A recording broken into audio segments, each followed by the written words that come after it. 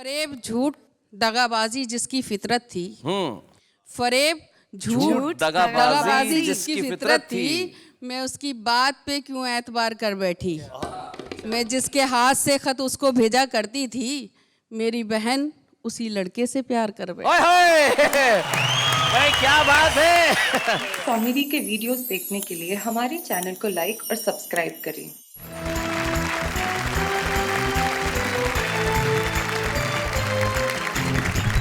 स्वागत है आपका उस महफिल में जहां पे हंसी ठहाके मुस्कुराहट तो है ही, लेकिन जिंदगी से जूझते हुए कुछ सवाल भी हैं। यानी कि वो महफिल जिसका नाम है वाह वाह क्या बात है।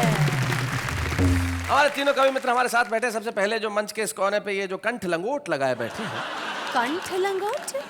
नहीं, हिंदी है भाई, मैं भूल गया था। जैसे अंग्रेजी में तुम टाई कहती हो। टाई? जी जी। तो इस टाई में बड़े खूबसूरत से नौजवान जो फरीदाबाद हरियाणा से हमारे बीच में आए हैं और हास्य कविताओं पे इनकी पकड़ है, गा के भी पढ़ते हैं और तहत में भी पढ़ते हैं। और नाम है इनका दीपक गुप्ता।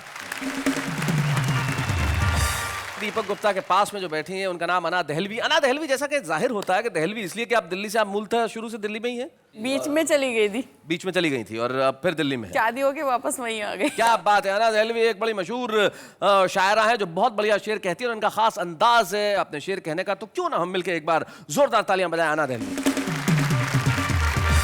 उसके बाद ये जो मित्र हमारे सज्जन बैठे हैं, बिल्कुल जिनका चमकता हुआ ललाट है और जो चेहरे पे मुस्कुराहट है, सुभाष काबरा इनका नाम है। इनके लिए मैं अक्सर एक शेर कहा करता हूं कि मैं तो अकेला ही चला था जानिब मंजिल मगर लोग मिलते गए कारवां बनता गया। और इनके लिए मैं कहता हूं कि मैं तो अकेला ही चला था जानिब मंजिल मगर लोग मिलते गए काबरा बनता गया। सुभाष काबरा के लिए जोरदार तालियां।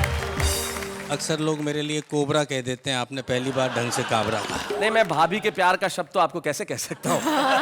वो जो कहती है घर में वही ठीक है, लेकिन आप तीनों यहाँ पे उपस्थित हैं। तो आइए कविता की इस महफिल को शुरू करते हैं और सबसे पहले बुलाते हैं उसे जो स्वयं को कई वर्षों से नौजवान कह रहा है। हम चाहते हैं कि दीपक गुप्ता यहाँ आए और सुनाए और हम उनके लिए तालियां बजाएं। दीपक गुप्ता।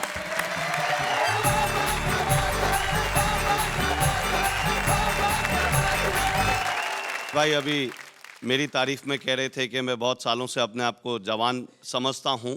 मैं समझता नहीं, मैं हूँ भी। अच्छा। मेरी मार्केट वैल्यू अभी तक वैसे ही बरकरार है जैसी मेरी 20 साल पहले थी। वाह। मुझे एक खूबसूरत लड़की से कभी जवानी में मोहब्बत हुई। अच्छा। काबरा जी कहने लगे कि आप अभी बुजुर्ग हो गए। मैंने कहा नहीं, मैं अब बुजुर्गों की सोहबत में रहने लगा। जब मुझे उनसे मोहब्बत हुई, मैं उनके घर उनका हाथ मांगने गया। उनके भाइयों ने और उनके पिताजी ने मेरा बहुत तबीयत से स्वागत किया। अच्छा। स्वागत करने के बाद जब उन्होंने मुझे धक्के मारकर गेट से बाहर निकाला, वाह। मैं अपने कपड़े झाड़ता हुआ उठ के फिर उनके पास गया। मैंने कहा जी फिर मैं ना समझूं।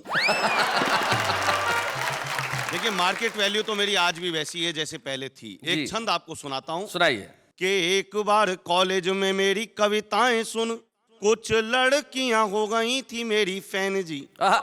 क्या बस उस रोज से ही उड़ गई नींद मेरी और कुछ दिन तक आया ना ही चैन जी। क्या बात है। क्योंकि एक कोमल सी कामनी से वहां मेरा टकराया चश्मा कर गए नैन जी। पर उसके भाई को देखते ही मैंने कहा जैसी आपकी बहन वैसी मेरी बहन जी। देखिए, अभी पिछले दिनों हमारे देश में करवा चौथ का व्रत किया जी। कि करवा चौथ के दिन अपनी पत्नी का मन रखने के लिए मैंने भी व्रत रखा। सुबह से ना पानी पिया, ना खाने में कुछ चखा। अच्छा। शाम को जब घर आया, पत्नी से फरमाया बता डार्लिंग ऐसा क्या करूं कि तेरी जिंदगी में ऐश हो जाए। पत्नी मुस्कुराते हुए बोली कुछ ऐसा कर दो तुम्हारी जीवन बीमा पॉलिसी कैश हो जाए। बहुत अच्छे। लेकिन हमारी स्थितियां बहुत विचित्र हो जाती हैं कई बार, क्योंकि मुझे याद है एक कवि के घर डकैती डालकर जब डकैत जाने लगे तो कवि की आंखों से आंसू आने लगे। उसने जाते हुए डकैतों को बुलाया, आवाज लगाकर बोला भैया ये संदूक भी ले जाओ उठाकर। अच्छा। तभी एक डकैत बोला यार आदमी अपना सामान लुटवाए इतना अकलमंद तो नहीं है, सच सच बताए इसमें तेरी बीवी बंद तो नहीं है।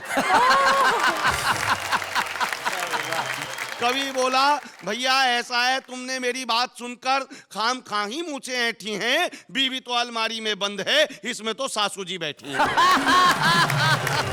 भाई बहुत बढ़िया, बहुत अच्छे दीपक। एक रिश्ता वो इस मंच के माध्यम से आप तक पहुंचाऊं जो हमारे ही देश में पाया जाता है कि एक आदमी ने करके शादी रजिस्टर्ड करा दी। अच्छा, शादी रजिस्टर्ड करा दी, रजिस्ट्रार ने भी मोहर लगा दी, बदले में उसे एक सर्टिफिकेट मिला, देखते ही खिला, फिर अनायास हो गया उदास, अपना मुंह खोला, रजिस्ट्रार से बोला साहब ये सर्टिफिकेट तो जाली है। अच्छा, क्योंकि इसमें शादी की एक्सपायरी डेट का कॉलम खाली है। तो रजिस्ट्रार ने उसे बताया, बड़े प्यार से समझाया, ऐसा नहीं कि हमारे यहाँ शादियां ही होती हैं या तलाक के मुकदमे दायर नहीं होते हैं, पर ये हिंदुस्तान के मेरे दोस्त, यहाँ पर आदमी एक्सपायर होने के बाद भी रिश्ते एक्सपायर नहीं होते हैं। क्या बात है भाई, वाह वाह वाह वाह, बहुत बढ़िया दीपक, बहुत अच्छे। जब आदमी को प्यार होता है तब उसकी मानसिकता कैसी हो जाती है, मैंने कोशिश करी हाँ, कि गैलरी से झांकती पड़ोसन तो दिखती है, खिड़की में खड़ा उसका बाप नहीं दिखता।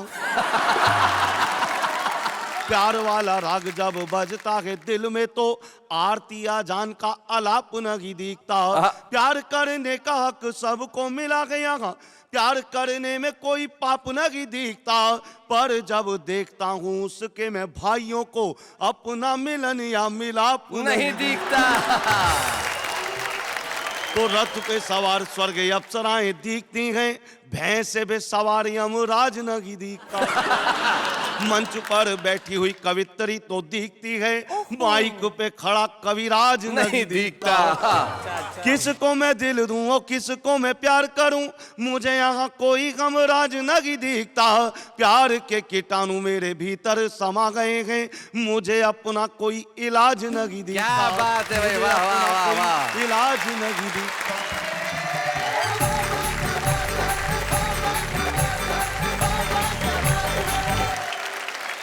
भाई दीपक, जब प्यार के कीटाणु किसी में समा जाए तो फिर सचमुच इलाज नहीं दिखता। लेकिन जब तुम मोहब्बत की बात कर रहे थे, मैं अना दहलवी को बड़े ध्यान से देख रहा था। अना कह रही थी कि भाई मोहब्बत की पीएचडी करने वाली तो यहाँ पे बैठी हुई है और तुम ये 5वीं क्लास के स्टूडेंट क्या बात कर रहे हो। हम अना दहलवी से सुनते कि आखिर मोहब्बत में होता क्या। जरा जोरदार तालियां बजाएं अना दहलवी के लिए।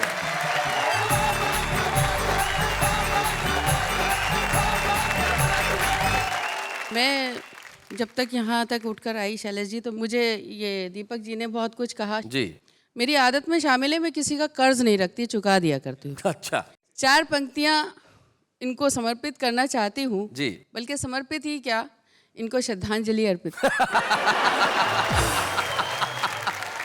गुफ्तगू में हया के ताले हैं। हमारे बच्चों को बता दो, गुफ्तगू मतलब? गुफ्तगू में हया के ताले हैं, और लब पर अदा का पहरा है। लड़कियों को समझ न पाओगे, ये समंदर बहुत ही गहरा है। क्या बात है। बहुत शुक्रिया, बहुत मन से सुना। और 4 पंक्तियां पढ़ना चाहती हूँ जी। मेरी तस्वीर अपने पर्स में रखता है वो लड़का।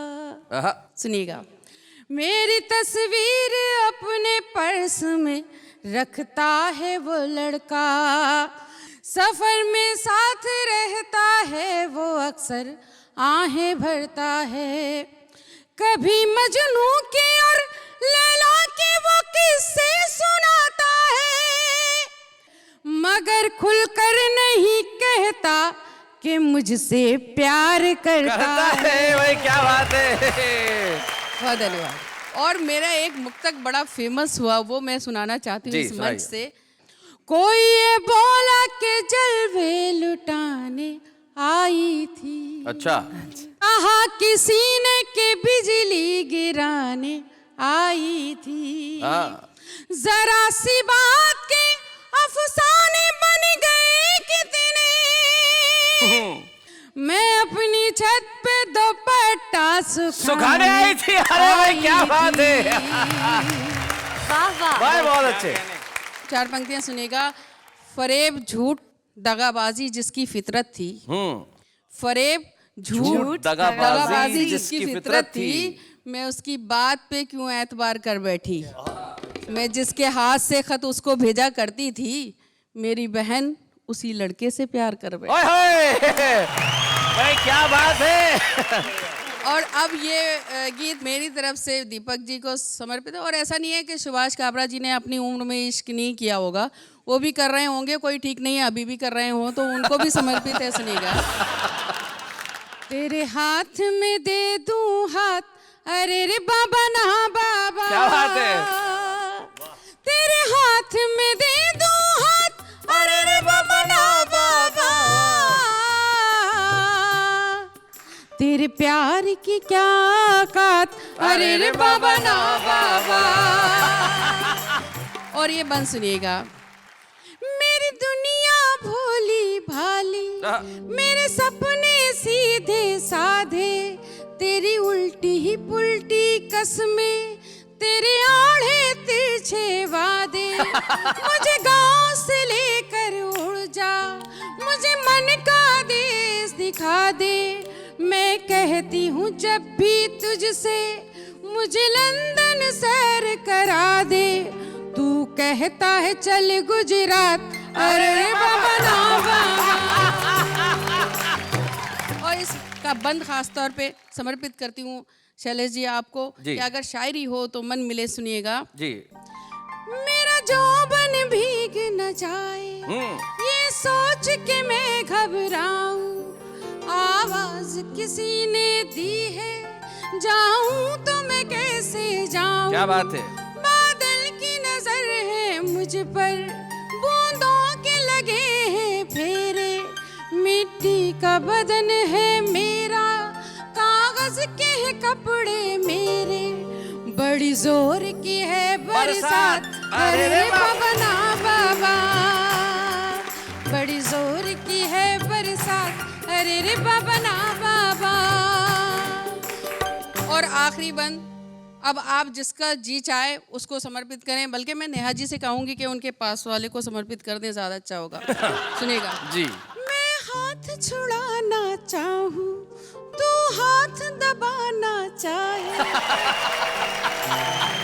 मैं बंद करूं दरवाजे, तू अंदर आना चाहे। तू अंदर आना चाहे। मैं आगे आगे भागूं, तू पीछे पीछे आए। मैं आँख चुराऊं तुझसे, तू देख के आँख दबाए। तू भूत है या जिन्नात, अरे तू भूत है या जिन्नात, अरे रे बाबा ना बाबा।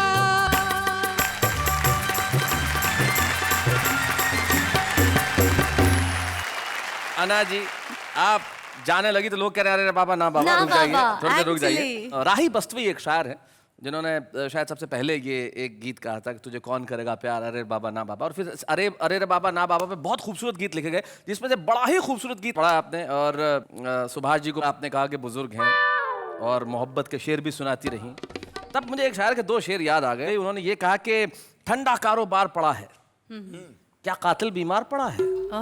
ठंडा कारोबार पड़ा है, क्या कातिल बीमार पड़ा है। और जिस दिन थी त्योहार की छुट्टी, उस दिन ही इतवार पड़ा है। जी सुभाष भाई। केवल एक शेर सुनाना चाहूंगा। जी इरशाद इरशाद। बातें करती ये कैसी कैसी है, मैं तो समझा था अबला जैसी है। इनके शौहर पे रहम करना खुदा, जिनके घर में ये बला ऐसी है। माफ करना, मैंने पहले ही कहा था कि मैं किसी का कर्ज नहीं रखती हूँ। कर्ज वापस चुका दीजिए। एक जुगनू की जिसमें ताब नहीं, वो है बेताब जुगनुओं के लिए। हाँ। कब्र में दोनों पाँव हैं लेकिन दिल धड़कता है लड़कियों के लिए। लेकिन मजे की बात यह है कि आना दहलवी जी के शौहर जफर साहब खुद यहाँ पे मौजूद हैं। भाई कमाल है। मैं ऐसे पुरुषों का बहुत सम्मान करता हूँ जफर साहब, जो अपनी पत्नी की प्रतिभा को पहचानते हैं और सुनने के लिए भी, आप उनका साथ देने के लिए यहाँ पे उपस्थित हैं। और खुद आप बहुत बढ़िया शेर कहते हैं, तो क्या कहना है आपका। मेरी एक गजल है, उसके दो मतले और एक शेर पहुंचाता हूँ। यूं भी अक्सर साथ निभाना पड़ता है। अच्छा। यूं भी अक्सर साथ निभाना पड़ता है, हम सफरी का बोझ उठाना पड़ता है। अच्छा। दूसरा मतला है, हर रिश्ते का कर्ज चुकाना पड़ता है, हर रिश्ते का कर्ज चुकाना पड़ता है। दिल में दिल का दर्द छुपाना पड़ता है। आहा, दुनियादारी इतनी भी आसान नहीं, दुनियादारी इतनी भी आसान नहीं। सबसे रस्मन हाथ मिलाना पड़ता है। क्या बात है भाई, वाह वाह वाह वाह वाह वाह, बहुत अच्छे, बहुत बहुत शुक्रिया जफर साहब, thank you so very much. और जैसे कि हम जोड़ी पे बात कर रहे हैं, तो आज जोड़ी कमाल की है। तुम कुछ कहना नहीं चाह रही बहुत देर से? मैं कब से कहना चाह रही हूँ जी। कि इतनी अच्छी खूबसूरत जोड़ी के बाद, उसको देखने के बाद मुझे एक सवाल पूछना है। जी पूछिए। क्या सचमुच जोड़ियां स्वर्ग में बनती है? बड़ा मुश्किल सवाल है। आज के जमाने में ट्रेन में, बस में, सड़क पे और तो और फुटपाथ पे जोड़ियां बनती, तो स्वर्ग में बनने का इंतजार कौन करे भाई?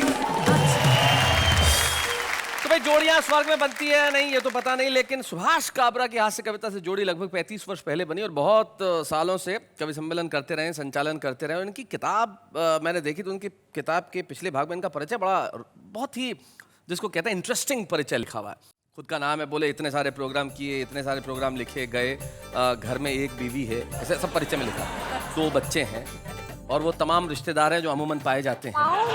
एक लोन पे ली हुई कार है, एक कंप्यूटर है जिसमें ब्रैकेट में लिखा हुआ है जिसे चलाना नहीं आता, एक फ्लैट है जिसकी किस्तें अभी तक चुकाई नहीं गई। ये सारी ईमानदारी से जो आदमी परिचय दे सकता है वो कोई निश्चित तौर पे हास्य कवि ही हो सकता है। तो ऐसे हास्य कवि सुभाष काबरा आइए हमारे बीच में।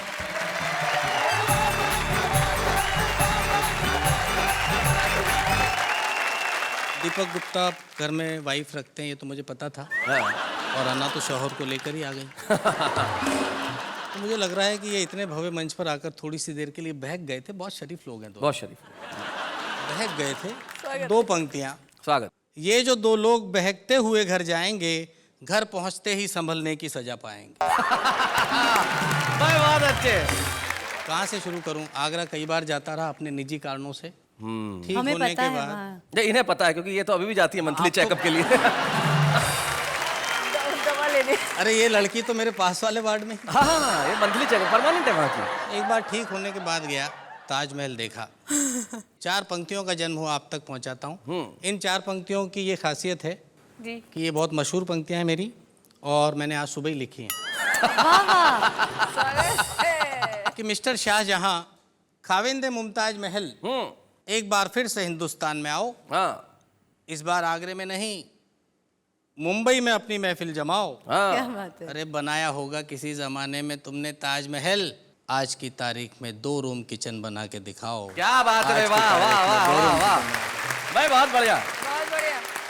अब नवाबों की आदत होती थी कि वो 2 पंक्तियां कहो तो 4 लौटाते थे। आप तो रहे हो काफी नवाबों के साथ क्या इस बात जमाने है। से, तो उन्होंने 8 भेज दी। अच्छा, लिखते हैं, आज भी मिलती हैं सरेआम सैकड़ों मुमताज, और सभी को ताज की ख्वाहिश है, मगर लहू में एक कतरा भी मोहब्बत का नहीं आहा, है, संगे मरमर पे टिकी सबकी नजर। क्या बात है भाई, वाह वाह वाह वाह, बहुत अच्छे। अगर कहीं कोई सही मुमताज पाई भी गई, वक्त के हाथों जिंदा ही दफनाई गई। क्या बात है, वाह वाह वाह। वक्त के हाथों जिंदा ही दफनाई गई, ऐसे हालात में अब ताज मेरा बाप बनाए। ऐसे हालात में अब ताज मेरा बाप बनाए, जिसे जरूरत हो वो कमबख्त अपने आप बनाए। क्या बात है, वाह वाह वाह वाह, बहुत अच्छे। नेताओं पे कुछ बातचीत करनी चाहिए। हालांकि बातचीत करने लायक तो रहे नहीं, बहुत जी, कम रहे लेकिन हैं। फिर भी कैसे कैसे गोत्र के नेता हो गए, कुछ टुकड़े सुनाता हूँ आपको। कि पनवाड़िन ने, जो पान की दुकान पर बैठता है उसकी पत्नी को पनवाड़िन कहते हैं। जी, पनवाड़िन। पनवाड़िन ने पनवाड़ी का चरित्र देश के नेताओं के चरित्र से बहुत ऊंचा बताया। क्या बात है। 60 साल से हिंदुस्तान का नक्शा दुकान पर टंगा है शैलेश भाई, लेकिन पनवाड़ी ने हमेशा केवल पान पर चूना लगाया। क्या बात है भाई, वाह हमेशा वाह केवल वाह, बहुत अच्छे। कुछ और बातें देखें नेताओं के बारे में। कि नेताजी ने गांव पहुंचकर गांव वालों को जमा किया और पूछा, क्या अभी भी आपके गांव में जहरीले सांप हैं? तो किसान बेचारे हाथ जोड़कर बोले, वो किसी जमाने में थे साहब, आजकल तो यहाँ से वहाँ तक बस आप ही आप हैं। भाई वाह वाह वाह वाह वाह, बहुत अच्छे। वाह वाह वाह वाह। बिल्कुल आपने सही कहा कि वो जहरीले सांप की जगह आप ही आप हैं। मुझे एक हमारे कवि हैं तेज नारायण बेचैन, वो भिंड मुरैना में रहते हैं, डाकुओं का क्षेत्र है, तो वहां से उनकी कविता की 2 पंक्तियां मुझे याद आती है। वो कहते हैं कि तोप तमंचे छुरे कतरनी पहने चाकू भेज दिए, सीमा की रक्षा करने कई वीर लड़ाकू भेज दिए। वाह वाह। तो सचमुच अब तो सब जगह आप ही आप हैं। जो बात कही उससे मुझे मणि मधुकर जी की याद आती है। जी, पंक्तियां सुने उनकी। छिपकलियां गांधी जी की तस्वीर के पीछे से निकल कर आती हैं और अपना शिकार मुंह में दबोच कर फिर से गांधी जी की तस्वीर के क्या पीछे बात चली है, जाती वाह, हैं। वाह, वाह। फिर से बहुत गांधी जी की बहुत तस्वीर के पीछे चली जाती हैं। वाह वाह काव्या बहुत साहब, अच्छे। वाह वाह। लेकिन इस सब के बावजूद हमारी एकता को, अखंडता को कोई खतरा नहीं है शैलेश भाई। जी। लोग कहते हैं यहाँ से टूट रहा है देश, वहां से टूट रहा है, ऐसा कुछ भी नहीं है। शीर्षक है एकता। कन्याकुमारी से कश्मीर तक और झोपड़पट्टी से जागीर तक, सबके इरादे नेक हैं, हम सब एक हैं। सबके इरादे नेक हैं, हम सब एक हैं। रेलवे स्टेशन पर चाय की दुकान में चाय बनाने वाला लड़का देश का सच्चा सपूत है। हाँ, हर स्टेशन पर मिलने वाली पानी जैसी चाय हमारी एकता का सबसे बड़ा सबूत है। क्या बात है, हमारी एकता का सबसे बड़ा सबूत है। सबसे बड़ी बात मुझे ये लगती है कि हिंदी की बातें सब लोग करते हैं, जी। हिंदी के लिए काम करने वाले लोग बहुत कम हैं। जबकि मेरा ये मानना है कि यदि आपको कार चाहिए आज के ज़माने में तो आपको अंग्रेजी की शरण में जाना ही पड़ेगा, लेकिन यदि आपको संस्कार चाहिए तो आपको अपनी भाषा का क्या सम्मान बात? करना ही पड़ेगा। वाह वाह, क्या बात है। 8-10 पंक्तियां आप तक पहुंचाता हूं स्वागत। कि हमने ये जाना है पर्चे जांच जांच के, हमने ये जाना है पर्चे जांच जांच के, अनपढ़ होते जाते पोथी बाँच बाँच के, अनपढ़ होते जाते पोथी बाँच बाँच के। हिंदी की खाने वाले अंग्रेजी गाते हैं, हिंदी की खाने वाले अंग्रेजी गाते हैं। बेटे ये नादान माँ को भूल जाते हैं, बेटे ये नादान माँ को भूल जाते हैं। कंप्यूटर का युग है आगे बढ़ते जाइए, लेकिन हमको मेमोरी से मत मिटाइए। क्या बात है? क्या बात है? पिज़्ज़ा खाने वाली पीढ़ी पैदा होती है, लेकिन मक्के की रोटी है। वाह वाह वाह, बहुत अच्छे। 4 से पंक्तियां और कि कुदरत के सब कानूनों को शैदा करना है, कुदरत के सब कानूनों को शैदा करना है। लेखक का लिखना तो बच्चा पैदा करना है। वाह। हमने तुमको बच्चा पहलवान सा दिया, तुमने उसको पोलियो का दर्द दे दिया। चलने से लाचार, सोच से गूंगा हो गया, एक जरा सी भूल से मेरा बचपन खो गया। जिस बचपन की खातिर मैया पल पल रोती है, क्योंकि मक्के की रोटी मक्के की रोटी है। वाह वाह वाह वाह वाह, बहुत बढ़िया।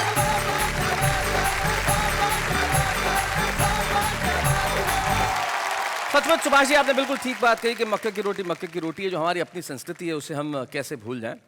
कितना ही पिज्ज़ा और बर्गर क्यों ना खा ले, लेकिन जो माँ के हाथ की रोटी पकती है उसे भूलना संभव नहीं है। Correct. कितना ही विमानों में क्यों ना बैठ जाए, महंगी से महंगी कार क्यों ना चला, लेकिन जब बचपन में किराए पे घंटे भर के लिए साइकिल लेके जाया करते थे, वो सुख वापस पैदा हो नहीं सकता। हमें उधार की भाषाओं की शायद बाहरी आवरण में ज़रूरत पड़ती हो, लेकिन हमारे भीतर अपनी भाषा है, और हमारे भीतर की इस भाषा के विकास के लिए जो हिंदी कविताओं का वो कार्यक्रम है जिसका नाम है वाह वाह वाह, क्या बात है।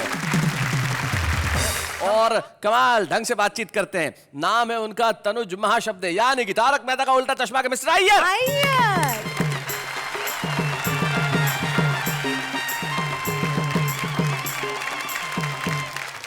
आज मैं आपको यहाँ पे जैमिनी हरियाणवी जी का एक कविता सुनाने आया हूँ। क्या बात है भाई, वाह, बहुत अच्छे। एक दिन एक पड़ोस का लड़का मेरे को आकर बोला, चाचा जी आपकी स्त्री दे दो। हाँ चुप, ये लड़का क्या बोल रहे हैं? मैंने अपनी घरवाली की तरफ किया इशारा और फिर उसको बोला, ले जा, वो बेटी है।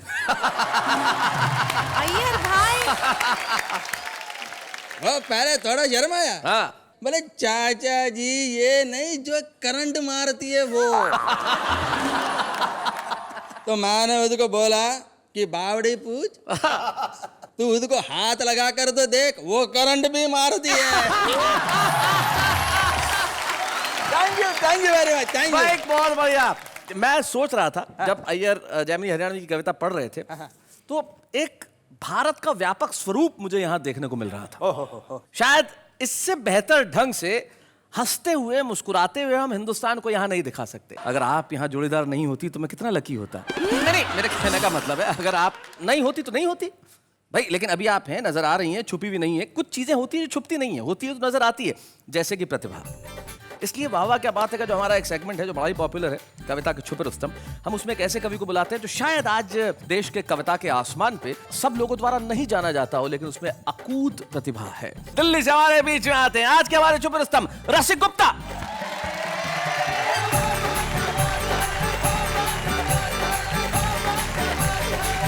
नमस्कार। वाह वाह, क्या बात है कि लोकप्रियता 2 पंक्तियों में बताना चाहता हूं। जी।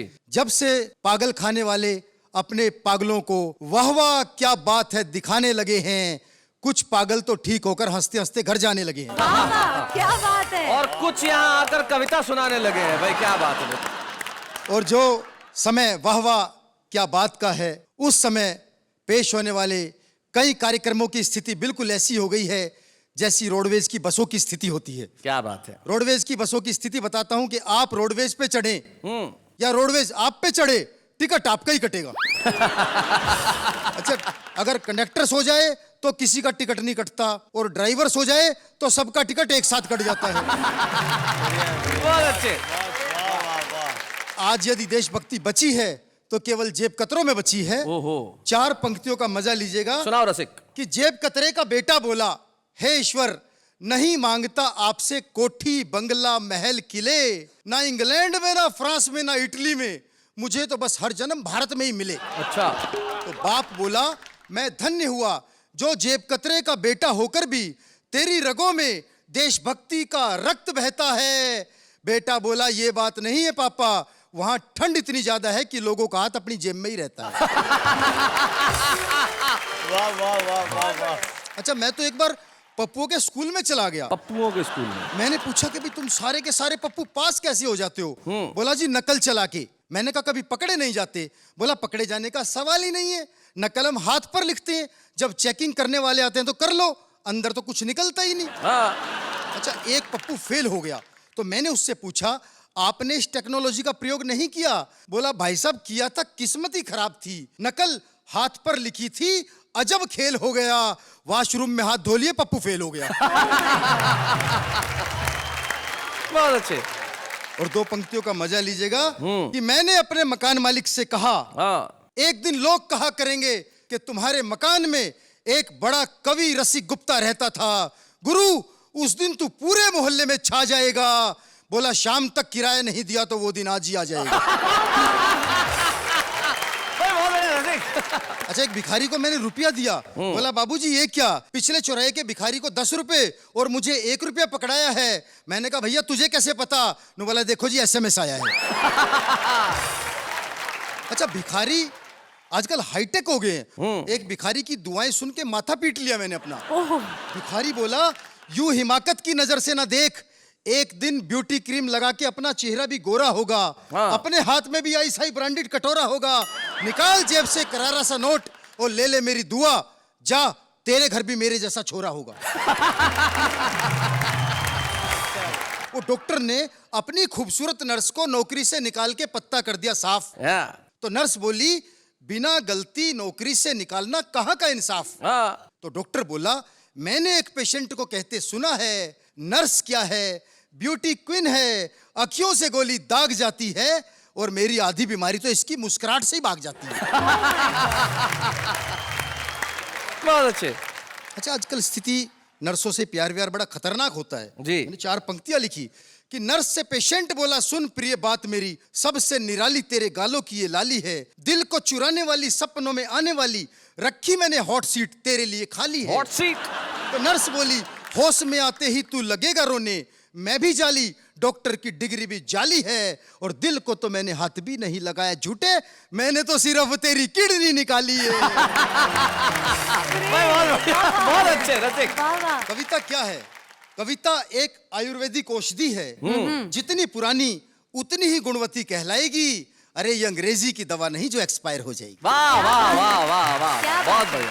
तो कविता की शक्ति मैं बताना चाहता हूँ 4 पंक्तियों में। क्या बात? कि एक बार एक सपेरा जहरीले सांपों के बीच दिखा रहा था अपना कमाल, यानी वही पापी पेट का सवाल। लोग उसकी बहादुरी पर रुपया 58-54 दे रहे थे और सस्ते में ही खेल का मजा ले रहे थे कि अचानक उसके चेहरे पर मौत का साया मंडराने लगा, और उसकी हालत देखकर मुझे उस पर बड़ा ही तरस आने लगा। मैंने पूछा, हे सपेरे भाई, क्या तुझे किसी जहरीले सांप ने काट खाया है जो तू इतना घबरा रहा है?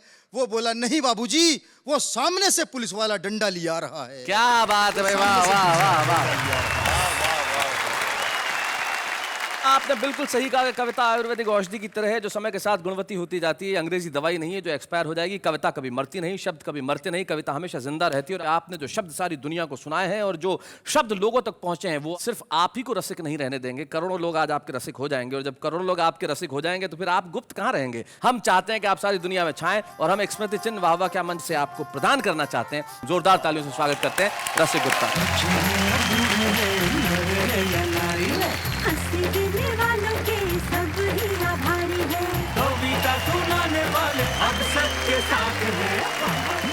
आज के हमारे छुपे रुस्तम रसिक गुप्ता ने शानदार कविताएं सुनाई। हमने एक स्मृति चिन्ह दिया लेकिन उससे कहीं बड़ा है वो।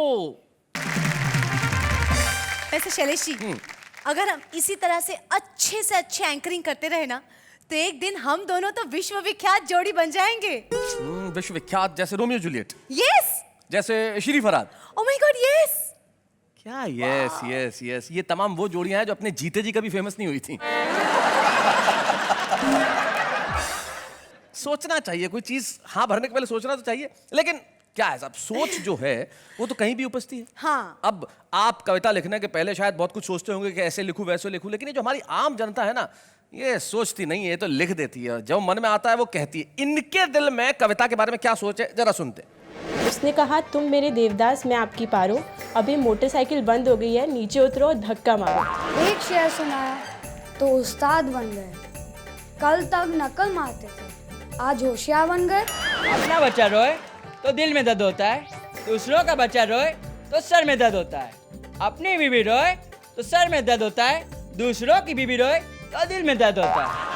हमने उनकी याद में पूरा साल गुजार दिया, हमने उनकी याद में पूरा साल गुजार दिया, पर वो नहीं आया आज तक जिसे हमने उधार दिया। वाह वाह क्या बात है।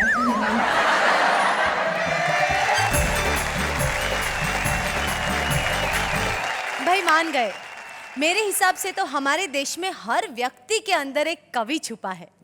हर व्यक्ति के अंदर एक कवि तो छुपा है, लेकिन ऐसे कवि कम है जिसे हर व्यक्ति जानता हो। हाँ। लेकिन कुछ लोग होते हैं जिन्हें व्यक्ति इस देश के जानते हैं, उनके कामों की वजह से, उनकी कविताओं की वजह से, उनके अंदाज की वजह से। हमारे बीच में एक ऐसे ही कवि हैं जो पिछले 30-35 सालों से हिंदी कवि सम्मेलनों पर संचालन करते रहे हैं, अपनी छोटी छोटी चुटली कविताओं से लोगों का मन मोहते रहे हैं। जिंदगी में उन्हें बहुत सम्मान मिले होंगे, लेकिन कविता के मंच पे सारी दुनिया के सामने एक सम्मान हम भी देना चाहते हैं। हम सम्मान कर रहे हैं आज यहाँ सुभाष काबरा का।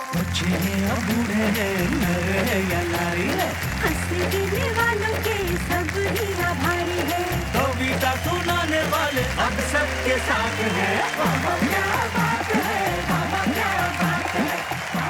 किसी के भी जीवन के अंदर सम्मान की घड़ी और महत्वपूर्ण हो जाती है और बड़ी हो जाती है जब उसके परिवार का कोई सदस्य वहां पर उपस्थित हो। और परिवार के सदस्य में भी यदि कोई माँ अपने पुत्र का सम्मान होते देखे तो उससे बेहतर क्या हो सकता है। करेक्ट। आज हमें बड़ी खुशी है कि हमारे साथ सुभाष काबरा की माताजी श्रीमती लक्ष्मी देवी और उनकी बहन मीरा होलानी उपस्थित है। माताजी, ये क्षण जो है आपके लिए और सुभाष दोनों के लिए ही बहुत महत्वपूर्ण क्षण है। और जब पहली कविता लिखी थी सुभाष काबरा ने, तब आपका पहला याद है आपको क्या रिएक्शन रहा था? तो वो पढ़ती थी, मैं जरूर लिखी कविताएं। अच्छा, आप इनकी कविताएं पढ़ती थी? हाँ। आपको सुनाते भी थे कभी कविता? हाँ। इनकी कौन सी कविता सबसे ज्यादा पसंद आती है आपको? चिमटे से घसीटा, कॉलर से घसीटा, ऐसा कुछ। अच्छा, मतलब आपको ये पसंद आया कि इन्होंने बहू को चिमटे से घसीटा, आपको इसमें आनंद आया बस है? बहू ने नहीं, बहू ने नहीं, भाई बहू ने घसीटा। अरे अरे अरे, तब आपको आनंद आया भाई। क्या मेरी पीड़ा थी इसलिए पीड़ित हुई। आपकी पीड़ा थी इसलिए आप पीड़ित हो गई। क्या बात है। मीरा, आप कुछ कहना चाहेंगी? कितने बड़े हैं आपसे उम्र में? मुझसे उम्र में तो बड़े हैं ही, लेकिन अभी तक की जिंदगी के हर फैसले में, हर चीज में मेरे पिताजी की तरह इन्होंने पूरा योगदान दिया है। क्या बात है मीरा। लेकिन मेरा मूल प्रश्न अभी भी वहीं खड़ा है कि आपसे कितने बड़े हैं? आप छोड़ेंगे नहीं? देखिए, बताइए जरा। जैसे उम्र नहीं पूछी जाती औरतों की। मैं तो इनकी पूछ रहा हूँ। आपसे कितने बड़े हैं? ये आप माताजी से पूछिए। जी, कितना फर्क है दोनों में? इनमें 15 साल। 15 साल बड़े। तो यानी आपके बीच में बचपन में कभी झगड़े जैसी बात तो कभी हुई नहीं होगी? नहीं नहीं, बिल्कुल नहीं। पिता स्वरूप इन्होंने आपको हमेशा प्यार दिया। सुभाष, आज आपके सम्मान पे आप कुछ कहना चाहेंगे? 4 पंक्तियां कि हम मंच के लोगों का इतना सा फसाना है, रोने को नहीं कोई, हंसने को जमाना है। हर सुबह है शिक्षा की, हर रात परीक्षा की, इम्तिहान में बैठे हैं, परिणाम अजाना है। भाई वाह वाह वाह वाह। हास्य की बात करने वालों की, भीतर चाहे कितने भी आंसू हो लेकिन वो आपके लिए लेके आते हैं मुस्कुराहट। तब जाते आते मुझे एक कवि की 2 पंक्तियां याद रहती है। वो कहते हैं कि तन्हा तन्हा दुख झेलेंगे, महफिल महफिल गाएंगे, जब तक आंसू पास रहेंगे तब तक गीत सुनाएंगे। मिलते हैं फिर से। वाह वाह, क्या बात है। मैं